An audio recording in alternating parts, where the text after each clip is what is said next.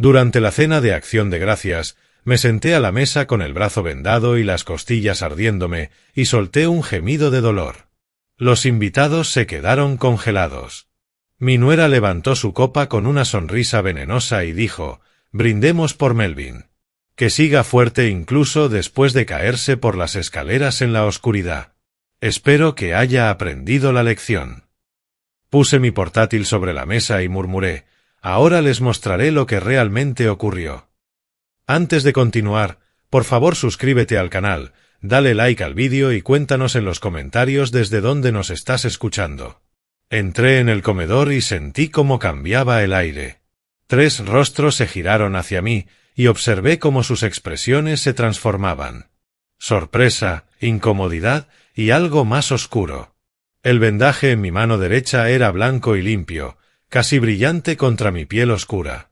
Mis costillas estaban fuertemente envueltas bajo la camisa, el abultamiento visible. Sabía exactamente lo que ellos veían: un hombre mayor, destrozado, moviéndose como si cada respiración le costara algo precioso. La mesa ya estaba puesta con la vajilla buena de mi madre. Pavó, relleno, salsa de arándanos, todo dispuesto como si fuéramos una familia normal celebrando un día festivo normal. Jonathan estaba sentado a la izquierda, encorvado. Benny se encontraba frente a él, con ese vestido rojo que había comprado el mes pasado. Augusta, mi vecina, ocupaba el extremo opuesto, con su expresión amable pero insegura. Nadie hablaba. Escuché los tenedores raspando la porcelana. Ese sonido agudo que pone los nervios de punta. Avancé hacia mi silla, en la cabecera de la mesa. Mis pantuflas susurraron sobre el suelo de madera que mi esposa insistió en instalar hace 15 años. El candelabro bañaba la mesa con una luz cálida, pero esa calidez no llegaba a los ojos de nadie. Me senté con cuidado. El movimiento envió un fuego abrasador a través de mi caja torácica, blanco, intenso, consumiéndome. No pude ocultar la mueca que torció mi rostro. Mi hijo desvió la mirada enseguida. Su esposa me observó con ojos que brillaban como piedras húmedas. «Bueno», dijo Benny alzando su copa de vino con una elegancia ensayada. «Un brindis por Melvin. Que se mantenga fuerte incluso después de rodar por las escaleras. Espero que haya aprendido su lección sobre andar por ahí en la oscuridad».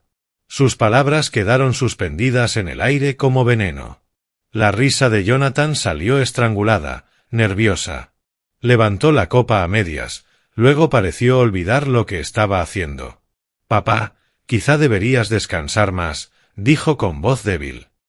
«De verdad, deberías estar en la cama».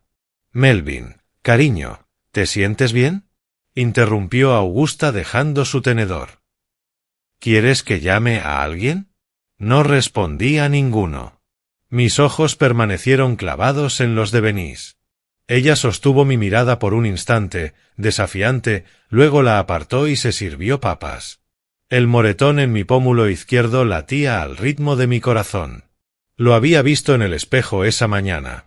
Púrpura, extendiéndose hacia un amarillo sucio en los bordes, la marca clara de un impacto violento. El médico de urgencias me había preguntado 3 veces si quería presentar un reporte. 3 veces dije que no. Aún no.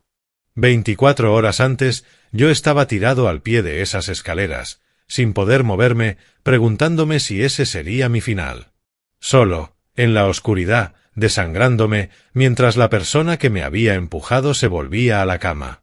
Y ahora estaba allí, sentado en mi propia mesa, rodeado de personas que se suponía debían quererme.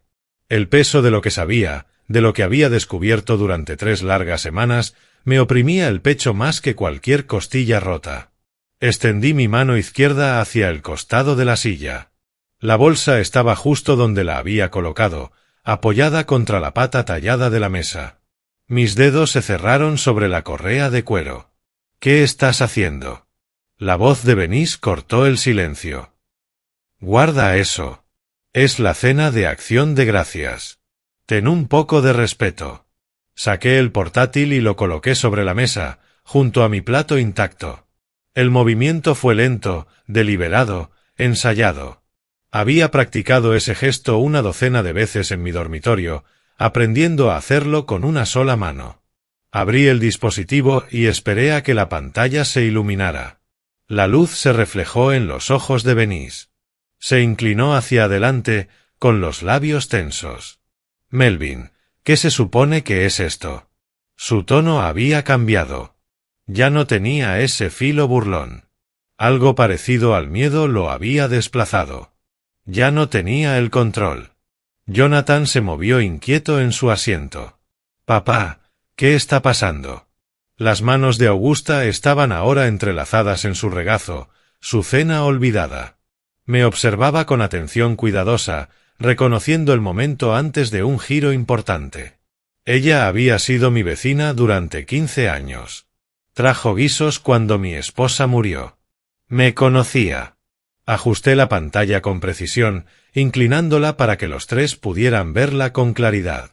Mis dedos encontraron el panel táctil y navegué hasta el archivo que había preparado. El cursor flotó sobre él. Un archivo de vídeo, marcado con fecha y hora. 27 de noviembre, 10:47. «Esperen», dije en voz baja. Mi voz sonó áspera, poco usada, pero había algo más bajo ella. Acero. Autoridad. Todos tenían que ver esto. Benise se levantó tan rápido que su silla raspó el suelo con un chillido. «No sé qué crees que estás haciendo, pero esto es inapropiado». «Siéntate», le dije. 2 palabras. Planas. Definitivas. Algo en mi tono la detuvo. Algo que reconoció de una versión antigua de mí, el fiscal que yo solía ser, el hombre que se paraba en los tribunales y hacía que los jurados entendieran la verdad. Vaciló. Luego se sentó. Su vestido rojo parecía incluso más brillante. Hice clic en el archivo. El reproductor se abrió, llenando la pantalla. Giré el portátil para que quedara completamente frente a ellos. Mi trabajo estaba hecho. Ahora verían lo que yo había visto un centenar de veces desde la noche anterior, encerrado en mi habitación con la puerta cerrada. Verían lo que yo había visto. Y todo cambiaría. El vídeo comenzó a cargar. «Ahora les contaré lo que realmente pasó», dije, y mi voz salió firme, clara. La voz del fiscal. La que pensé que había dejado atrás al jubilarme. Presten mucha atención. La pantalla mostraba el rellano del segundo piso. La cámara apuntaba hacia la escalera. La marca de tiempo decía, 27 de noviembre, 10:47 de la noche, brillando en blanco contra la oscuridad. La cámara activada por movimiento tenía visión nocturna, bañando todo en ese resplandor verdoso inquietante. Aparecí en el encuadre, avanzando despacio hacia las escaleras, en pijama y bata, una mano rozando la pared. Entonces Benise salió del dormitorio de invitados. Se detuvo, giró la cabeza a ambos lados, verificando. Sus movimientos eran cuidadosos, calculados. Se acercó por detrás. Silenciosa.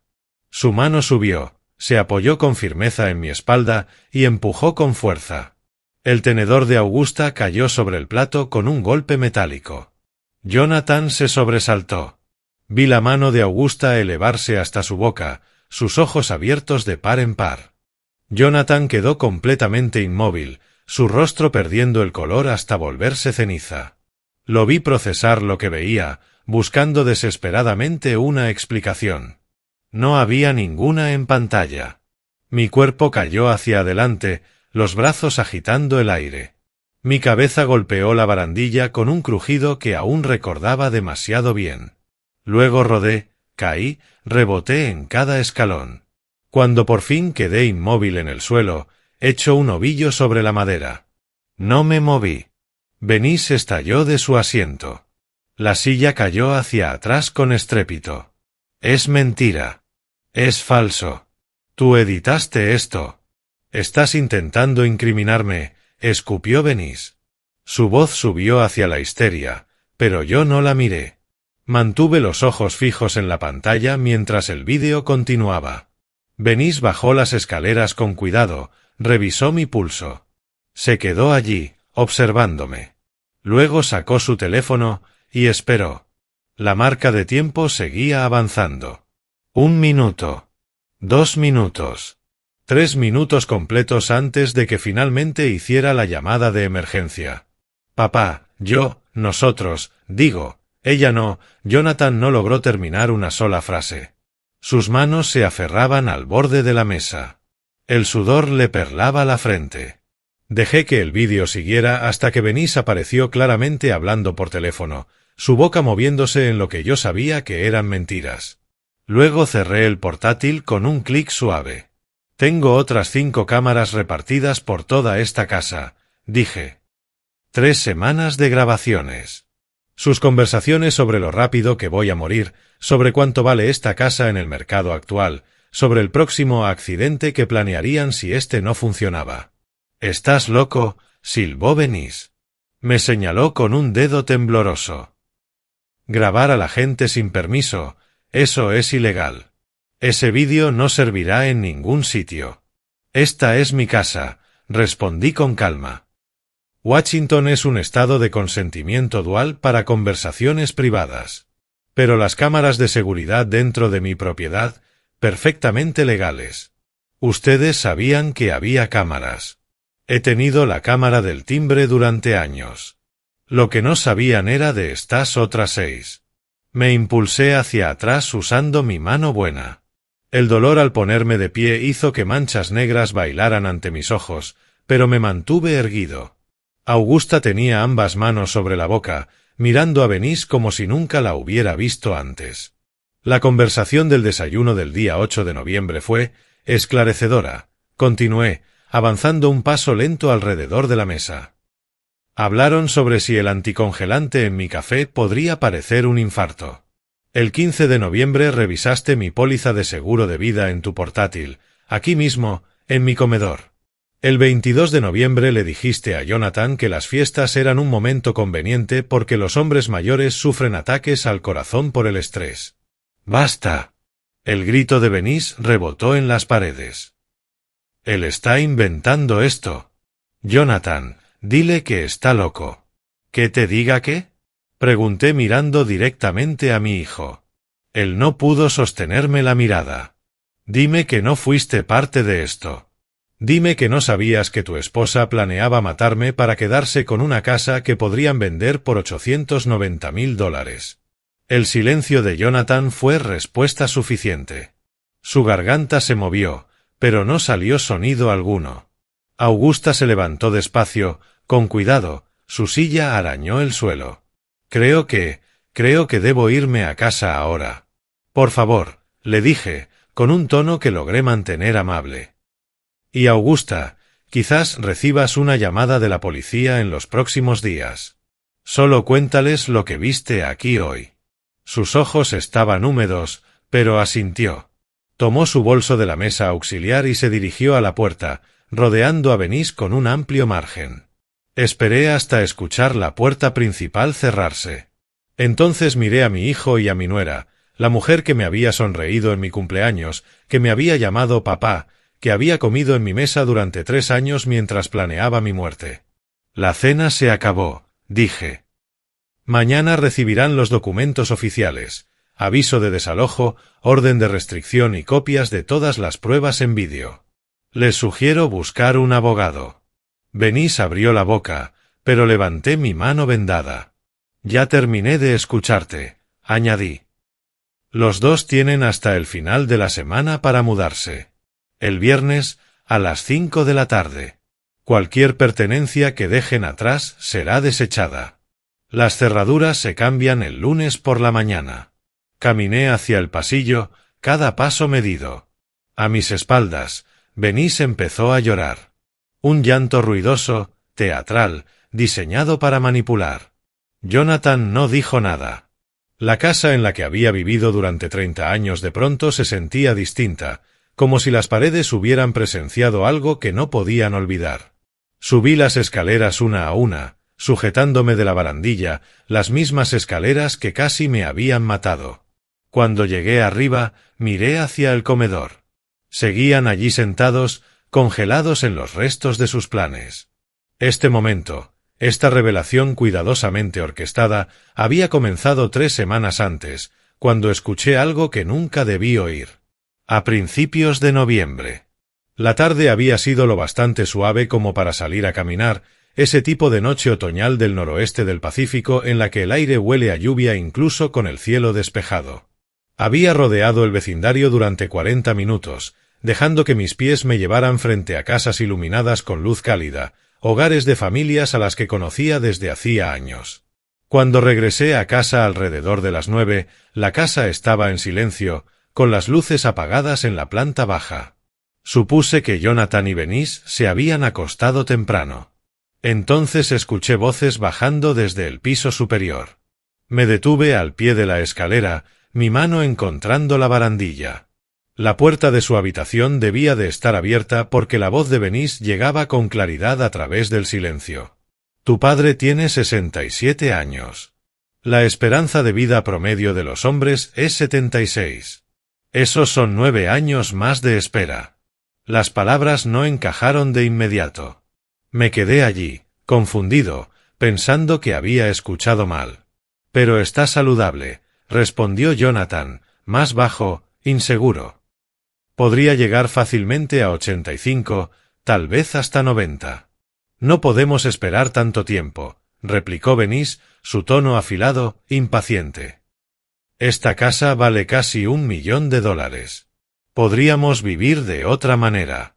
Viajar, comprar una propiedad, tener una vida de verdad. Mi pecho se apretó.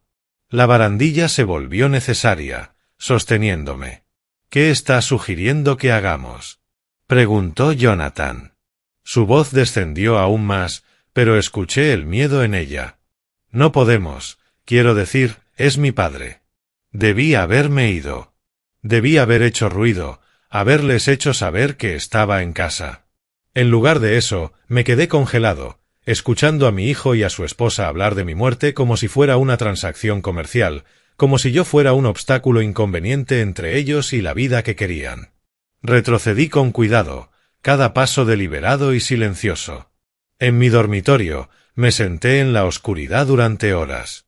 La traición se sentía física, como si alguien hubiera metido la mano en mi pecho y apretado.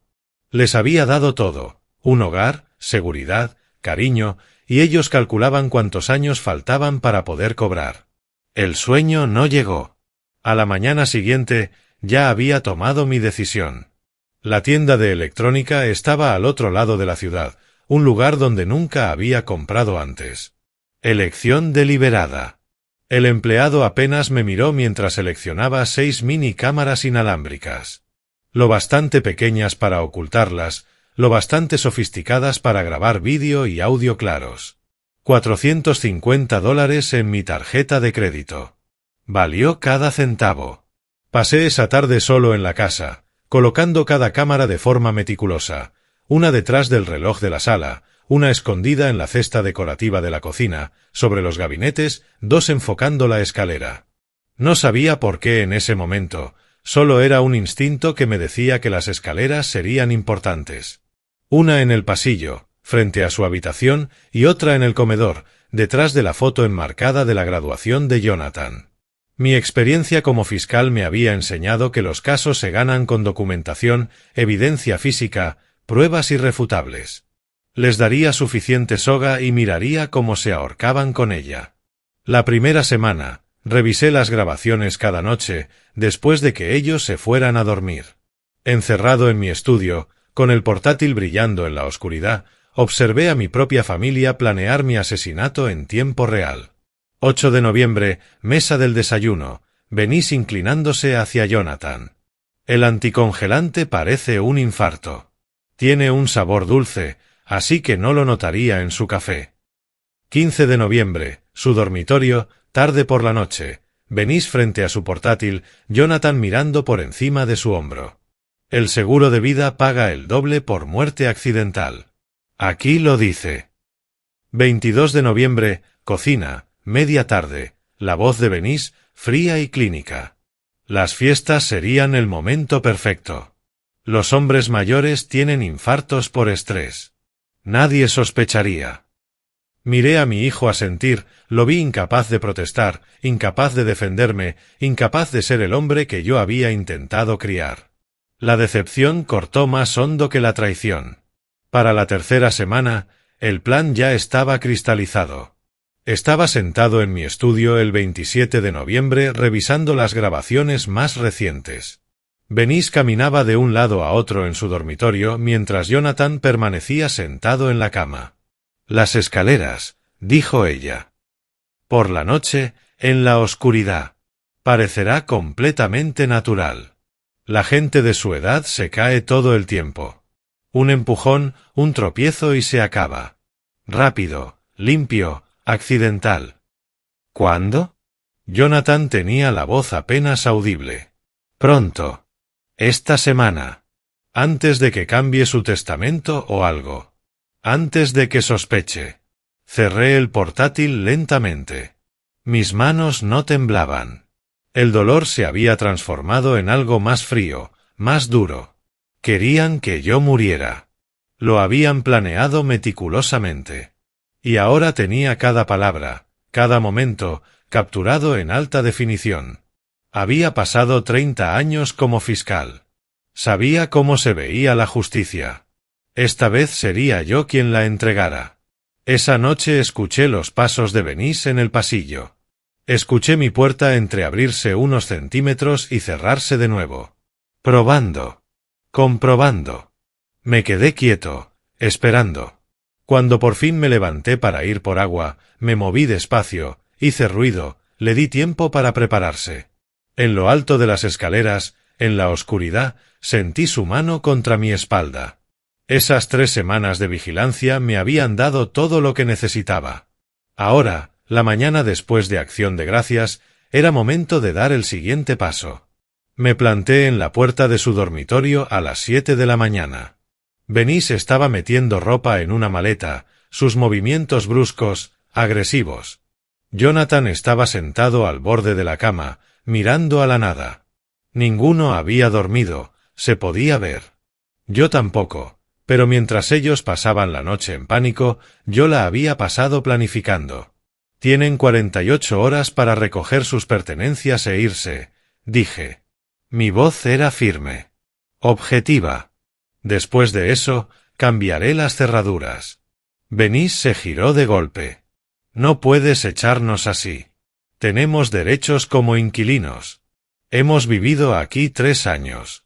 Casi sonreí. Casi. Esta casa es mi propiedad. Solo mi nombre está en la escritura. No han pagado renta. No tienen derechos legales. Y trataron de matarme. Su rostro pasó primero a blanco, luego a rojo. Estás enfermo. Llamaré a mi abogado. Llama a quien quieras, respondí mientras sacaba mi teléfono. Tengo al departamento de policía en marcación rápida. ¿Quieres que presente la denuncia hoy mismo, en vez de darte tiempo para empacar? Jonathan se puso de pie. Papá, por favor. Podemos hablar de esto. 48 horas, repetí. Y me di la vuelta. Para el 30 de noviembre ya se habían ido. Los observé desde la ventana del frente mientras hacían viaje tras viaje hasta el coche, cargando cajas y maletas. Benís se sentó en el asiento del copiloto durante los últimos 20 minutos, negándose a ayudar a Jonathan con las últimas cosas. Miraba fijamente al frente, la mandíbula apretada, mientras él cargaba solo. Cuando el coche finalmente se alejó, algo se aflojó en mi pecho. La casa volvía a ser mía. Pasé el 1 de diciembre limpiando, vaciando su dormitorio, lavando las sábanas, borrando cada rastro de su presencia. El trabajo era meditativo, con propósito. Al caer la noche, era como si nunca hubieran vivido allí. El 2 de diciembre tenía una cita en el centro. La oficina de Robert Chen estaba en el piso 40 de una torre de cristal con vista a la bahía de Elliot. Su asistente me ofreció café, que rechacé. Chen apareció exactamente a las 10, 40 y tantos años, traje impecable, mirada afilada. Me estrechó la mano con firmeza y me llevó a una sala de juntas. Señor Morgan, Su mensaje mencionaba intento de asesinato y grabaciones de vigilancia. Abrí mi portátil y lo conecté a la pantalla de la sala. 6 cámaras. 3 semanas de grabaciones. Empezaré con las conversaciones relevantes. Durante la hora siguiente, Chen observó y tomó notas. Su expresión no cambió, pero vi su bolígrafo moverse más rápido en ciertos momentos. Cuando el vídeo llegó al 27 de noviembre, con Benís planificando el momento exacto y Jonathan asintiendo, Chen lo pausó. «Esto es intento de asesinato», dijo. «Premeditación clara. Pero necesitamos documentación médica completa, historial hospitalario, informes médicos, fotografías de las lesiones». Le entregué una carpeta. Clavícula rota, 3 costillas fracturadas, conmoción cerebral, todos los registros de urgencias. Los médicos confirmaron que las lesiones coinciden con una caída desde esa altura. Chen revisó los documentos. $8.400 en gastos médicos cubiertos por Medicare, añadí. Pero el dolor es real. Las lesiones son reales. La intención era matar. Asintió despacio. Prepararé una denuncia formal. Esto irá a la Fiscalía del Condado. Sus antiguos colegas lo tomarán muy en serio. Lo sé. También debemos iniciar el proceso de desheredación. Actualmente su hijo es su heredero legal. Tenemos que cambiar eso antes de que comience cualquier juicio. Empecemos el papeleo, le dije. La reunión duró 4 horas. La tarifa de Chen era de $350 por hora, pero no me importó. Valía cada centavo. Al salir, ya tenía un plan. Denuncia policial presentada antes del 10 de diciembre. Cargos formales probablemente en enero. Juicio, quizá para primavera. De camino a casa, me detuve en un cerrajero. Cada cerradura de la casa fue cambiada esa misma tarde. Luego llegó la empresa de seguridad, sensores de movimiento en puertas y ventanas, un sistema de alarma con botón de pánico, monitoreo ampliado de cámaras. $1.200 entre equipo e instalación.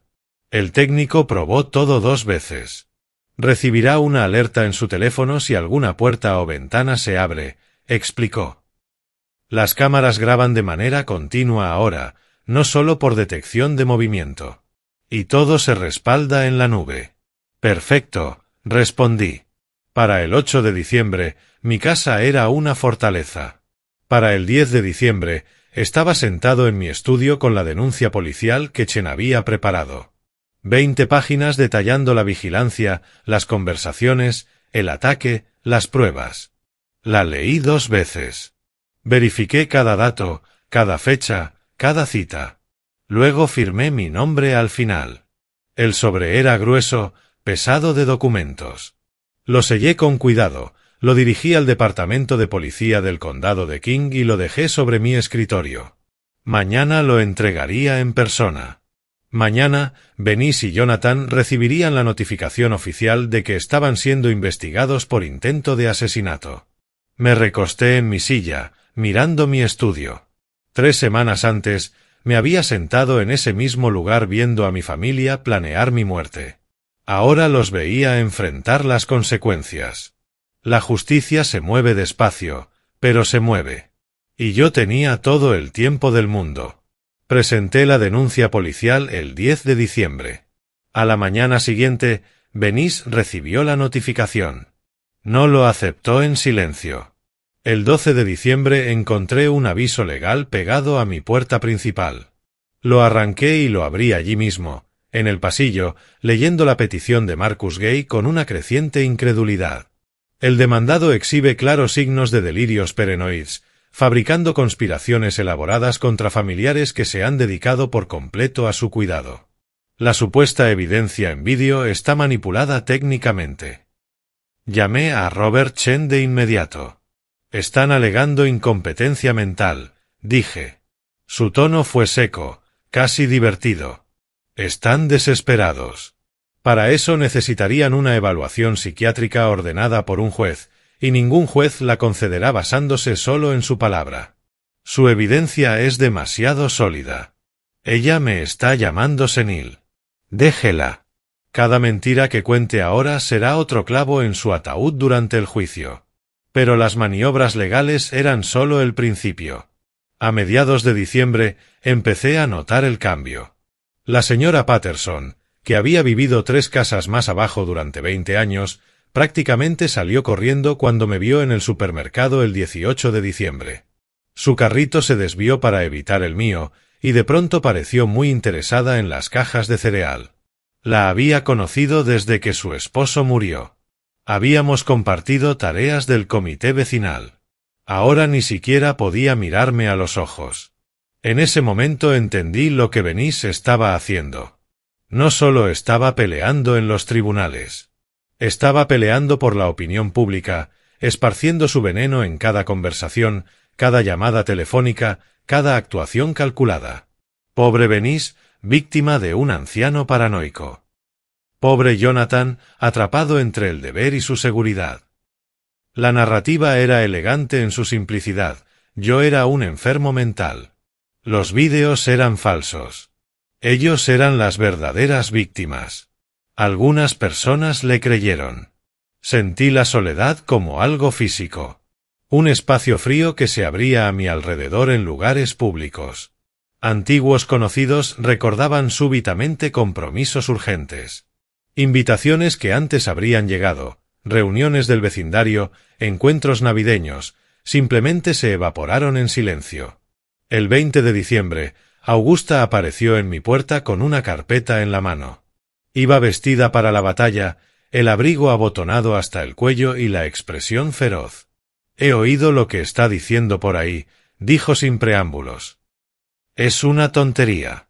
Yo estuve allí. Vi ese vídeo con mis propios ojos. Vi su cara cuando entendió que había sido descubierta. Voy a testificar por ti, y no hay discusión». La carpeta contenía una declaración escrita a mano, 3 páginas con detalles precisos sobre la cena de Acción de Gracias. El vídeo. La reacción de Venice. Fechado y firmado.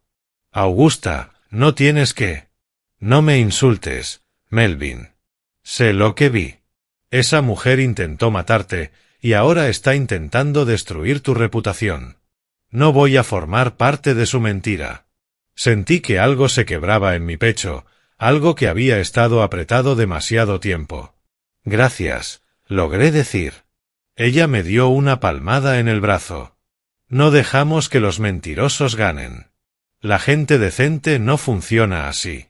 La mañana de Navidad llegó fría y gris. Me senté solo en mi mesa de cocina, con café y tostadas. Sin Jonathan llegando con un ánimo forzado. Sin Venice apoderándose de la cocina, orquestando la festividad según sus preferencias. Sin tensión en cada conversación. Sin cálculos detrás de cada sonrisa. Solo silencio. Durante 4 años desde la muerte de mi esposa, las fiestas habían sido huecas. Este año eran diferentes. No huecas, vacías en el sentido de que una casa queda vacía después de desechar lo que ya no sirve. Libres. Extendí los documentos del caso sobre la mesa. Chen había enviado actualizaciones. La petición de incompetencia sería desestimada. Las mociones de Gray eran ruido procesal. La investigación criminal avanzaba. Todo iba en la dirección correcta. Mi teléfono sonó una vez esa mañana. «Jonathan». Contesté, pero no hablé. Solo esperé. «Papá, su voz era pequeña, insegura. «Quizá podríamos hablar, vernos en algún sitio. Hablaremos en el juzgado», le dije.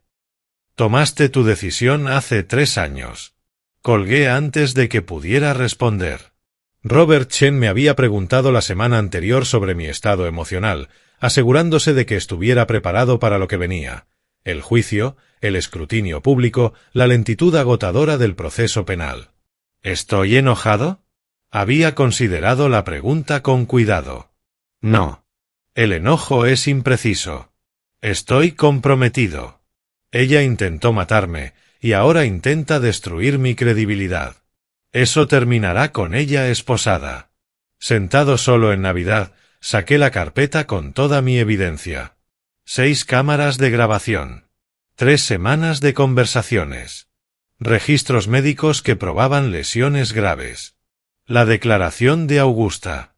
La denuncia policial que Chen había preparado con precisión de fiscal. Venice creía que podía ganar con mentiras y manipulación. Olvidó algo importante. Yo había pasado 30 años como fiscal. Sabía cómo se construye un caso. Sabía cómo una prueba resiste escrutinio. Sabía cómo reacciona un jurado al ver imágenes de violencia deliberada. Y lo más importante, sabía esperar. La investigación estaba a punto de intensificarse y yo estaba listo. El día después de Navidad, mientras organizaba mis archivos de evidencia, el detective Mark Williams recibió mi caso. La investigación real estaba comenzando. Llegó a mi casa el 28 de diciembre. Alto, 40 y tantos, cargando una libreta de cuero desgastado. Su apretón de manos era firme, su mirada directa. Postura militar. Lo reconocí de inmediato. Señor Morgan, he revisado su evidencia, dijo. Es exhaustiva, pero necesito preguntarle, ¿por qué esperó 3 semanas después de instalar las cámaras? ¿Por qué no los confrontó de inmediato cuando escuchó la conversación? Lo conduje al estudio, donde el portátil ya estaba encendido. Porque las conversaciones pueden negarse, respondí. Necesitaba documentación de intención, planificación y acción. En mis años como fiscal, aprendí que la paciencia construye casos irrompibles. Sonrió levemente. De acuerdo. Durante 3 horas, Williams vio las grabaciones. Yo le expliqué la línea de tiempo, le mostré cada ubicación de cámara, le detallé el sistema de almacenamiento en la nube con sus marcas de tiempo inalterables. Él tomaba notas en su libreta gastada, páginas y páginas llenándose con su caligrafía precisa. Los registros médicos, dijo. Necesitaré los originales. Le entregué la carpeta. Clavícula rota, 3 costillas fracturadas, conmoción cerebral. $8.400 en gastos de urgencias. Los hojeó con cuidado. Y tenía 67 años en el momento del ataque. Aún los tengo. Una caída desde esa altura a mi edad. No terminó la frase. No hacía falta. Ambos sabíamos lo fácil que habría sido fatal. El 30 de diciembre, Williams visitó a Augusta. Ella me llamó después, satisfecha.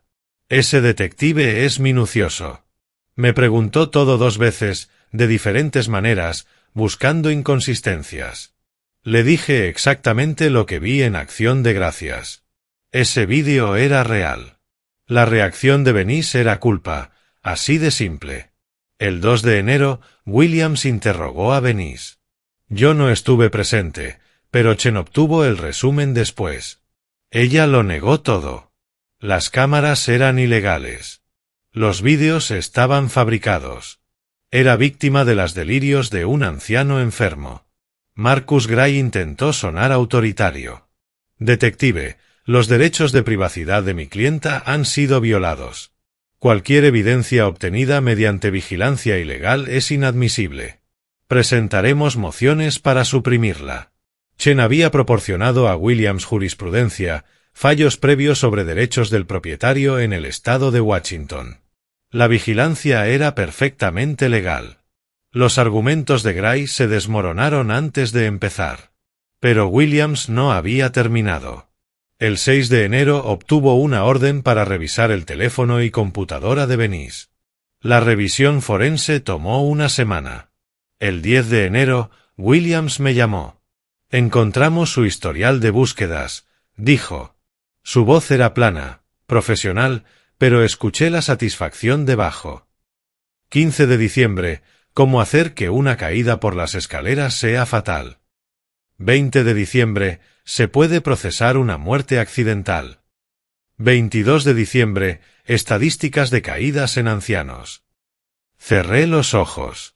Incluso sabiendo lo que había hecho, ver la premeditación documentada de forma tan fría fue como un golpe. ¿Hay más?, continuó Williams. Mensajes de texto con una amiga, broma sobre accidentes con personas mayores. Nada explícito sobre usted, pero el contexto es contundente. ¿Cuándo la arrestarán? Pronto. Me reúno hoy con la fiscal. Jennifer Romero había sido colega mía durante mis últimos años en la Fiscalía del Condado. Inteligente, meticulosa, incapaz de presentar cargos a menos que el caso fuera a prueba de balas. Williams le entregó todo el 18 de enero. Ella me llamó esa misma noche. Melvin, la evidencia es abrumadora. Vídeo, registros médicos, historial de búsquedas, testimonio presencial.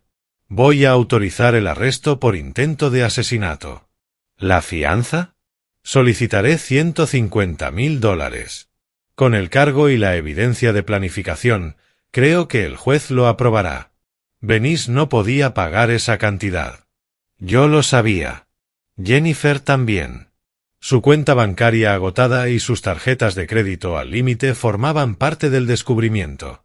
El 20 de enero llegó frío y despejado. No fui al motel. No necesitaba presenciar el arresto en persona. Williams me llamó al mediodía. Está bajo custodia. La audiencia de presentación de cargos es el 23 de enero. Le di las gracias y colgué.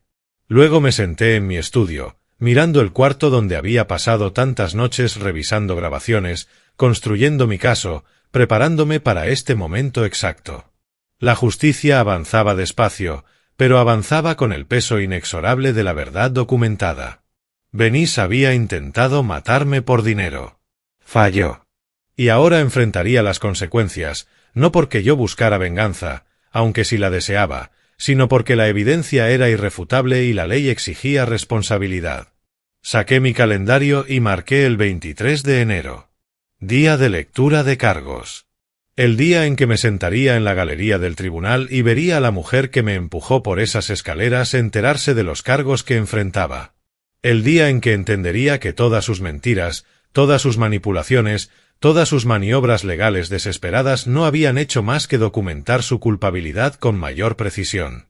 Había pasado 3 décadas procesando a personas que creían ser más astutas que el sistema. Sabía cómo terminaba esto. Ella iba a prisión. 3 días después de su arresto, Venice se presentó ante un juez para la lectura de cargos. Yo estaba en la galería, viendo a la mujer que intentó matarme escuchar su acusación formal. 2 semanas después, el 3 de febrero, comenzó el juicio. Tribunal Superior del Condado de King, Sala 4C. Llevaba un traje oscuro y llegué temprano, tomando asiento detrás de la mesa de la fiscalía. Venice estaba en la mesa de la defensa junto a Marcus Gray, usando un vestido conservador diseñado para hacerla parecer más inocente. Cuando pasé junto a ella, no giró la cabeza. Miró al frente.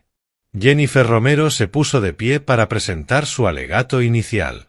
La evidencia demostrará que Venice Morgan no golpeó accidentalmente a Melvin Morgan, dijo. Presionó un control remoto y la pantalla se llenó con la grabación de vigilancia. Lo acechó. Planificó su muerte. Y cuando llegó el momento, lo empujó por las escaleras con suficiente fuerza para romperle huesos y causarle una conmoción que pudo haberlo matado. El alegato de Gray fue predecible. Contacto accidental, oscuridad, un trágico malentendido. Su clienta era inocente. El jurado escuchó a ambos, pero ya estaban mirando la pantalla. Durante los siguientes 4 días, Jennifer construyó el caso con precisión quirúrgica. Primero los registros médicos, clavícula rota, 3 costillas fracturadas, conmoción cerebral, $8,000 en gastos de urgencias. El médico de emergencias explicó los patrones de lesiones. Luego, la grabación. Jennifer la reprodujo 3 veces ante el jurado. Ángulo amplio, ángulo cerrado, cámara lenta del empujón. Con cada visión, surgían más detalles. Venice revisando el pasillo, posicionándose, haciendo contacto deliberado con ambas manos. Yo observé al jurado observar el vídeo. Vi sus rostros tensarse. Vi cómo miraban a Venice y luego volvían a la pantalla. El 7 de febrero, Augusta testificó. Caminó hacia el estrado con el bolso apretado contra el pecho. Vi el vídeo en la cena de Acción de Gracias, dijo. Melvin nos lo mostró en su portátil. Era exactamente lo que la fiscalía acaba de mostrarles. Sin edición. Solo venís empujándolo. ¿Y cómo reaccionó la señora Morgan? Preguntó Jennifer. Gritó, dijo que era falso, pero su cara mostró culpa antes de mostrar ira. Eso es lo que más recuerdo. Gray intentó desestabilizarla en el contrainterrogatorio. Insinuó que su memoria estaba equivocada. Augusta repitió lo que vio, palabra por palabra. Inamovible. El 8 de febrero comenzó la defensa.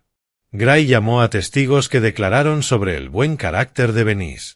Estrategia estándar cuando no se tiene evidencia real. Luego presentó su teoría. Venice había salido del baño. El pasillo estaba oscuro. No había visto a Melvin. El contacto había sido accidental. Apenas lo había tocado.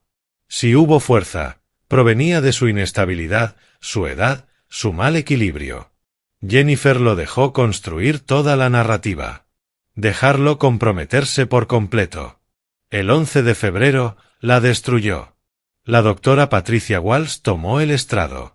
Profesora de la Universidad de Washington, 20 años de experiencia en biomecánica forense. Había analizado el vídeo cuadro por cuadro. El análisis del vector de fuerza muestra aproximadamente 42 libras de presión aplicadas en la parte superior de la espalda, declaró.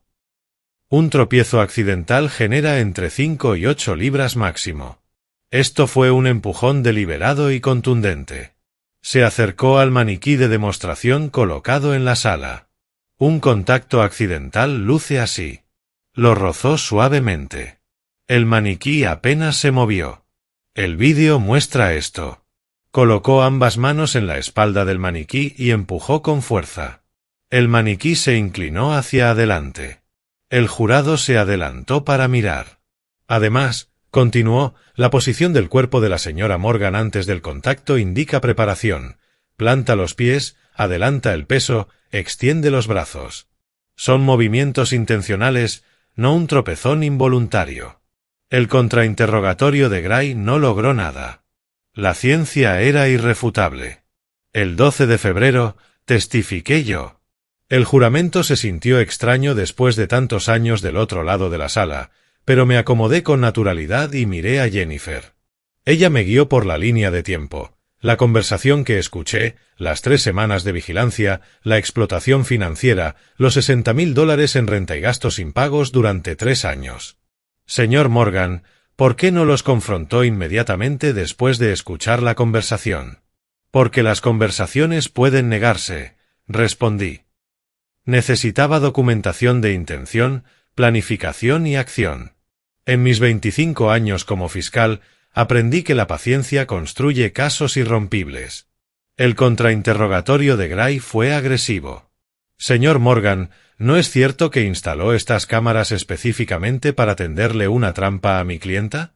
¿Que estaba buscando cualquier excusa para acusarla?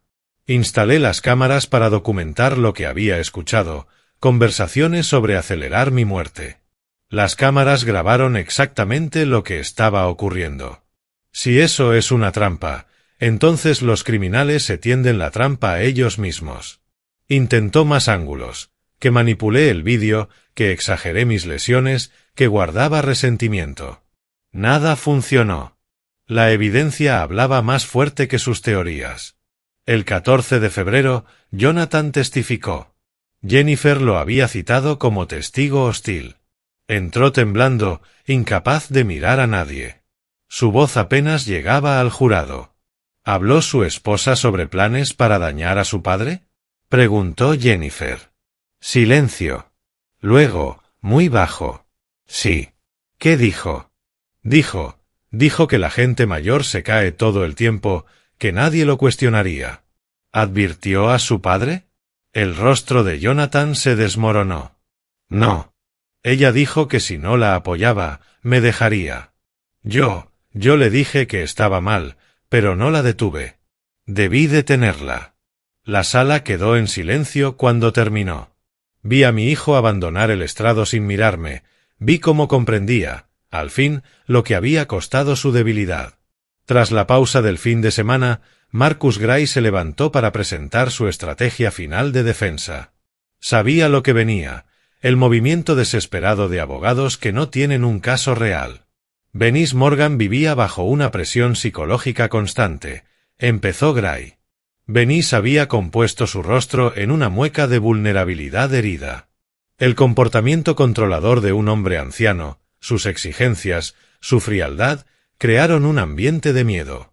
Ella estaba atrapada, desesperada, y en ese momento en las escaleras actuó por trauma acumulado. Síndrome de persona maltratada. El último refugio cuando la evidencia es abrumadora. Jennifer lo dejó terminar. Dejó que llamara a su experto, que habló sobre patrones de abuso. Dejó que pintara a Venice como alguien llevada al límite. Luego se levantó para el contrainterrogatorio. La defensa quiere que crean que esta mujer es una víctima, dijo Jennifer, con voz baja, controlada. Veamos quién era la verdadera víctima. Puso una compilación del material de vigilancia. Venice burlándose de mi edad. Quejándose de mi presencia. Riéndose de los plazos de la herencia. En cada clip, su voz destilaba desprecio, no miedo. ¿Eso es miedo?, preguntó Jennifer al jurado. ¿O es codicia? El 24 de febrero, testificó el experto psicológico de la Fiscalía. El doctor Stephen Kimmel había realizado una evaluación ordenada por el tribunal. Se sentó en el estrado con una carpeta gruesa, su tono clínico. La señora Morgan obtuvo una puntuación alta en la lista de verificación de psicopatía, declaró. Demuestra encanto superficial, sentido grandioso de valía, mentira patológica, falta de remordimiento y ausencia total de responsabilidad.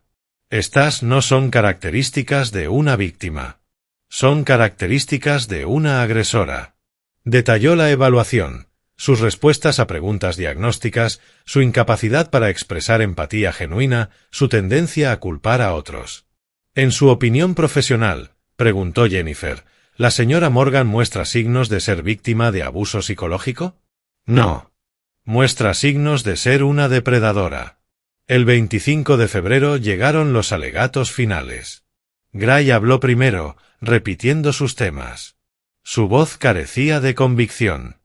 Jennifer habló durante 40 minutos, guiando al jurado por la evidencia, punto por punto.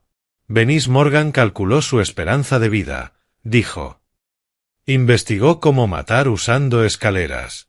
Esperó a que hubiera oscuridad. Empujó con 42 libras de fuerza. Jennifer hizo una pausa. Luego se burló de él en la cena de Acción de Gracias. Esto no es una tragedia, continuó. Esto es un intento de asesinato, ejecutado con precisión y celebrado con crueldad. Mostró imágenes, historial de búsquedas, mensajes de texto, el vídeo del empujón, los registros médicos.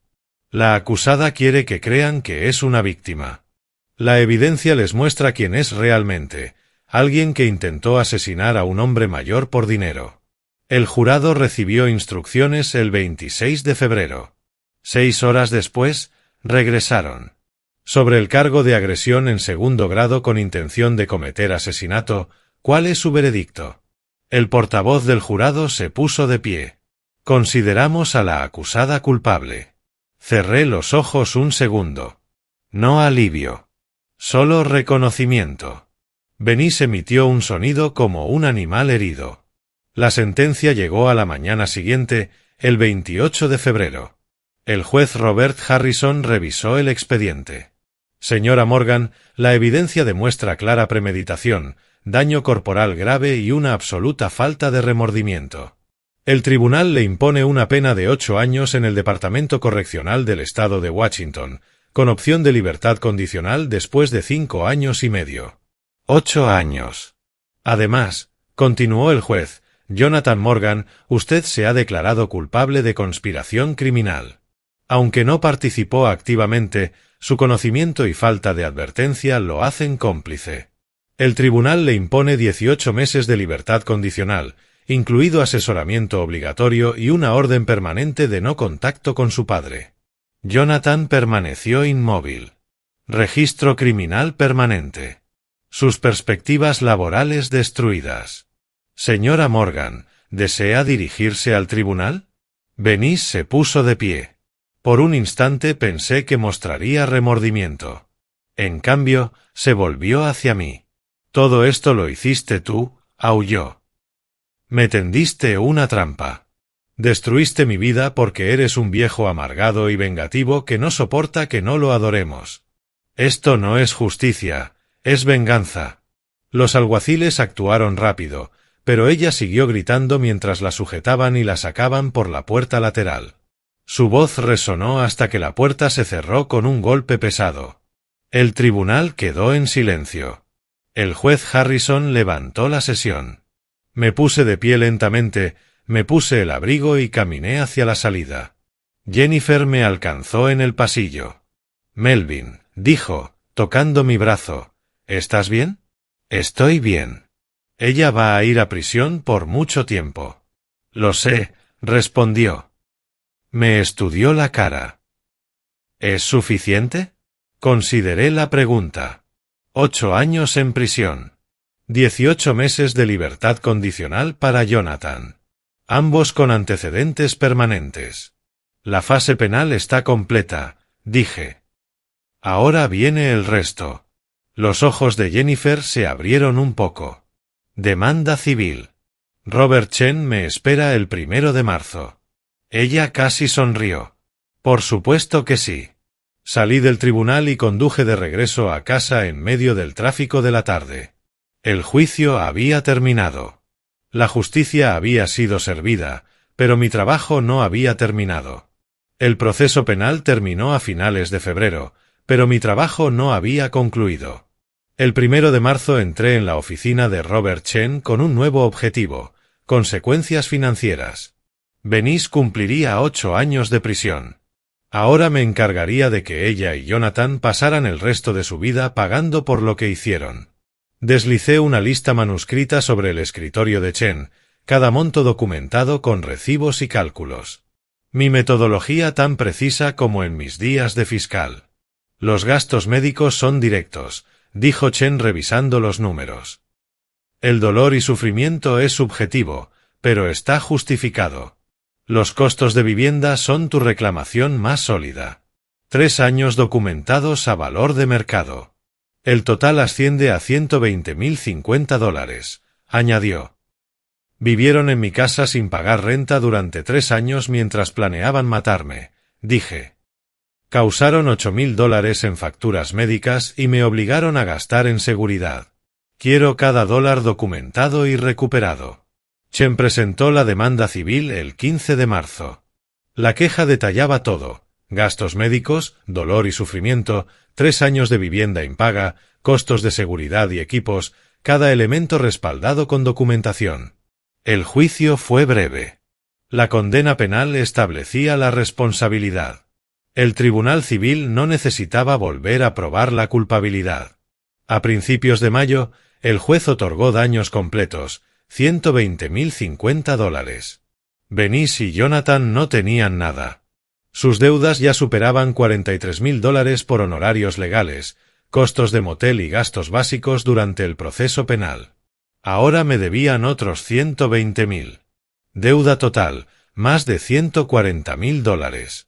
Una cifra que nunca podrían pagar. Chen ejecutó el fallo mediante embargo de bienes. El Toyota Camry de Jonathan. Su cuenta bancaria conjunta.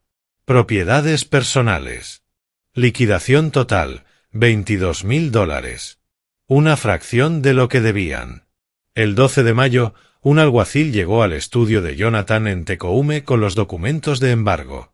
Jonathan entregó las llaves del coche con manos temblorosas. Yo no estuve allí, pero Chen me dio los detalles. Los vecinos miraban por las ventanas mientras remolcaban el vehículo. La llamada de Jonathan a la oficina de Chen llegó 2 días después. Escuché el mensaje de voz. Por favor, su voz era pequeña, quebrada. No puedo pagar esto. Perdí mi trabajo. No tenemos nada. ¿Podemos acordar un plan de pagos? Cualquiera. No respondí. No había nada que decir. Él había tomado sus decisiones. Estas eran las consecuencias. Hemos recuperado el vehículo y la cuenta bancaria, reportó Chen en nuestra reunión del 18 de mayo. Valor total de liquidación, aproximadamente $22.000. Quedan 98.000 pendientes que nunca pagarán. Su crédito está destruido. Bien, dije. Jonathan había perdido su puesto en informática a mediados de mayo. El examen de antecedentes reveló su condena penal. Sus oportunidades laborales desaparecieron. Ahora trabajaba como repartidor de Uber Eats, ganando apenas lo suficiente para cubrir la renta en un estudio de $950. Su ingreso bruto, $2.100 al mes. Después de impuestos, servicios, comida y gasolina, no le quedaba nada. La deuda lo seguiría toda su vida. La vida que había elegido, las consecuencias que se había ganado. El 25 de mayo me senté en mi escritorio y escribí una carta. Papel simple, letra ordenada, 3 frases. Sin emoción, solo hechos. Querías mi casa. Ahora tienes 8 años para pensarlo en una celda de 6 por 9 pies. Justicia. La doblé con precisión, la dirigí a Venice en el Centro Correccional de Mujeres del Estado de Washington y la envié sin remitente. Ella la leería y entendería. Todo lo que había planeado, todo lo que había querido, había resultado exactamente al revés. No tragedia, consecuencias. Mi última acción legal llegó a finales de junio. Me senté frente a Linda Martínez, la notaria, en su pequeña oficina. La revisión del testamento estaba entre nosotros, cada palabra precisa. Quiero que quede explícitamente claro, le dije, Jonathan Morgan no recibe nada. 0 herencia. Todos los bienes pasan a la coalición estatal de Washington contra la violencia doméstica. Sin ambigüedades. Ella revisó el documento con cuidado. Esto es inequívoco, señor Morgan. Su hijo no figura como beneficiario en ningún lugar. Su patrimonio completo pasa a la organización que ha designado. Bien. Aplicó su sello con presión firme. Yo firmé. Ella firmó como testigo. El documento se volvió oficial. La herencia de Jonathan, lo que Venice había estado tan ansiosa por obtener, la motivación de su complicidad y del intento de asesinato, quedó eliminada por completo. Cuando yo muriera, fuera en 9 años o 30, él no recibiría nada. Ni $1 de la casa que había intentado robar. La recompensa por su traición, nada. Salí de la oficina de la notaria el 28 de junio con mi copia del Nuevo Testamento. El sol de la tarde estaba brillante, cálido contra mi rostro. Caminé hacia mi coche sintiendo el peso de una lista completada, cada mecanismo legal activado, cada consecuencia ejecutada, cada posible beneficio eliminado. Justicia, sistemática y exhaustiva. Para julio, las piezas habían caído en su lugar final. Venice cumplía su condena en el Centro Correccional de Mujeres del Estado de Washington. 8 años por delante, mínimo 5 y medio antes de ser elegible para libertad condicional. Jonathan sobrevivía en su estudio de Tecoume, entregando comida en bicicleta por un salario de subsistencia, aplastado bajo $140.000 en deuda que jamás podría pagar. Me había escrito una carta pidiendo perdón. La leí una vez y luego la guardé sin responder. Y comencé el siguiente capítulo de mi vida. A mediados de julio vendí la casa de Queen Anne, $890.000. Los compradores eran una familia joven, emocionada por el espacio. Esta casa se vendió rápido, dijo la agente en el cierre. Los compradores ya están planeando renovaciones. Debe tener una familia, respondí. Necesita mejores recuerdos que los que estoy dejando atrás. Después de impuestos y comisiones, recibí $820.000. Me quedé en la casa vacía una última vez después de que la empresa de mudanza retiró todo. Caminé por las habitaciones donde mi esposa y yo habíamos criado a Jonathan, donde luego había soportado 3 años de humillación. Toqué la pared donde antes colgaban las fotos familiares. Luego cerré la puerta, entregué las llaves a la agente y me fui. La casa contenía demasiados recuerdos, algunos buenos que atesoraba, otros malos que necesitaban ser liberados. Era hora de avanzar. A finales de julio compré un apartamento más pequeño, con ventanas de piso a techo con vista al Puget Sound. $340,000 por 2 habitaciones y una vista magnífica. Firmé los documentos el 28 de julio, recibí las llaves y fui directamente al balcón. Me quedé allí 10 minutos mirando el agua, sintiendo que la posibilidad reemplazaba al peso. Inversiones. Los 480,000 restantes en un portafolio conservador, acciones con dividendos, bonos municipales, fideicomisos inmobiliarios. El portafolio generaba $1,800 mensuales. Sumados a mi pensión de $4,200, tenía $6,000 al mes. Más que suficiente. Augusta me llamó a principios de agosto para ver cómo estaba. ¿Qué tal el nuevo lugar? ¿Te estás adaptando? Mejor que bien, le dije, mirando el agua. Puedo ver el mar desde mi sala. Me despierto y me siento ligero. No había entendido lo pesada que se había vuelto esa casa. Te lo mereces, Melvin. Te mereces paz. La estoy encontrando, respondí. Me inscribí en clases de acuarela en el centro comunitario, algo que siempre había querido probar pero para lo que nunca encontré tiempo. El instructor, un hombre paciente llamado Michael, me observó mientras intentaba mi primer paisaje. No te preocupes por hacerlo perfecto, Melvin, dijo. El arte trata de expresar lo que ves y sientes, no de reproducirlo con exactitud. Después de décadas centrado en hechos y evidencia, eso es más difícil de lo que parece, admití. Pero estoy aprendiendo. Conocí nuevas personas en la clase, tomé café con una maestra jubilada, asistí a una inauguración de galería con 2 mujeres del grupo de los miércoles, construí una vida social basada en cosas que disfrutaba. A mediados de agosto reservé un crucero por Alaska, 7 días, salida el 5 de septiembre. Paso interior, glaciares, excursiones de vida silvestre. Le encantará, dijo la agente de viajes. Es un paisaje increíble. Planeé este viaje con mi esposa hace 20 años, le conté. Nunca encontramos el tiempo. Ahora lo estoy encontrando. El 30 de agosto llegó tranquilo y despejado. Llevé mi café al balcón al amanecer, me acomodé en mi silla y vi el amanecer pintar colores sobre el Puget Sound. Pensé en los últimos 10 meses, la conversación escuchada, las cámaras de vigilancia, el empujón que casi me mató, la revelación en Acción de Gracias, la investigación que me reivindicó, el juicio que la condenó, la demanda civil que los destruyó económicamente, el cambio de testamento que eliminó cualquier beneficio futuro. Todo necesario. Todo justo. Benís cumpliría años en prisión, su libertad robada mientras intentaba robarme la vida. Jonathan lucharía con deuda y remordimiento, su futuro cómodo reemplazado por turnos de mensajería y ruina financiera. Ambos llevarían antecedentes penales permanentes. Ambos recordarían lo que intentaron hacer y lo completamente que habían fallado. No sentía triunfo por su sufrimiento ni júbilo vengativo.